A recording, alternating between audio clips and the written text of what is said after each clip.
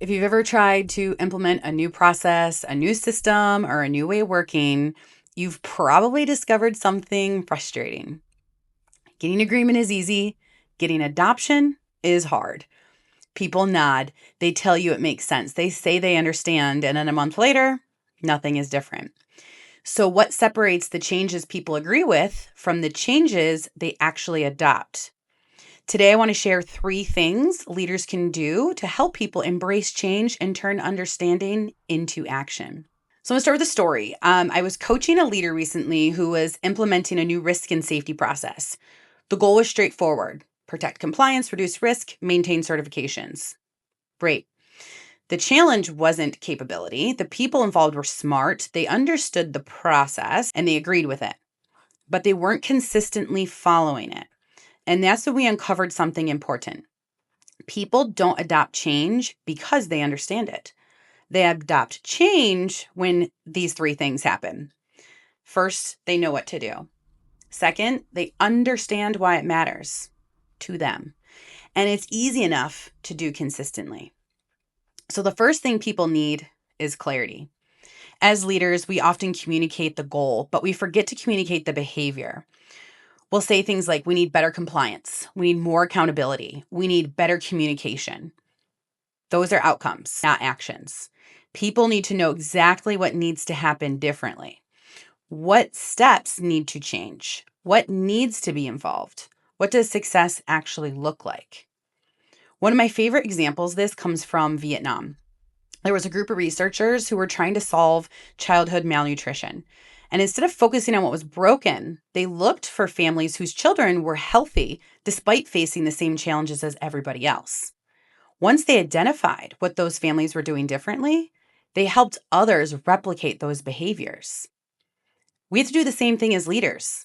We need to find examples of people already doing something well, study it, share it, and make success visible, because ambiguity kills adoption. The second thing people need is a reason to care. During our coaching conversation, my client shared that she had explained how valuable this experience would be for the employee's future career. Like, look, you can put this on your CV. And she wasn't wrong. But that doesn't mean it was the thing that motivated him. That was her value. The real question was, what does he care about? What's in it for him? Because people don't change because of your reasons. They change because they find a reason that matters to them. And I remember seeing this in manufacturing, because sometimes employees didn't understand why certain GMP requirements mattered, like why the PPE was necessary, why the rules were so strict. And instead of talking about regulations and like why it was important to the company, I would ask them a simple question.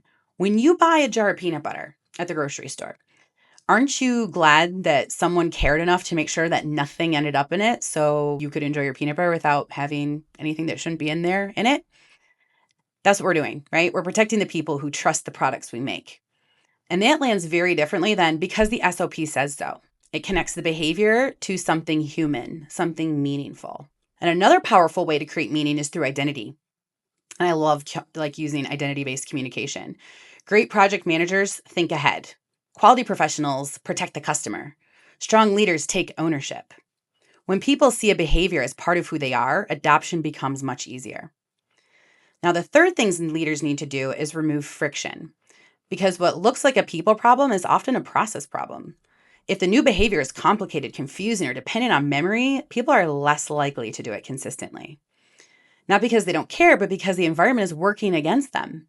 So make the right behavior easier. Come on, use checklists, use templates, use reminders, use clear workflows, create triggers that help people remember what to do. This isn't micromanagement.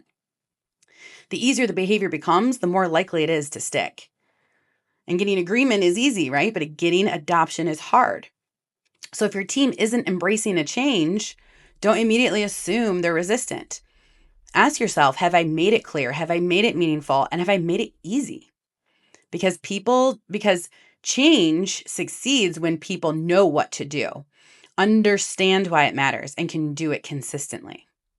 So if you enjoyed this video and want more practical leadership insights, make sure to subscribe. Go ahead and turn those notifications on. And as always, thank you for watching.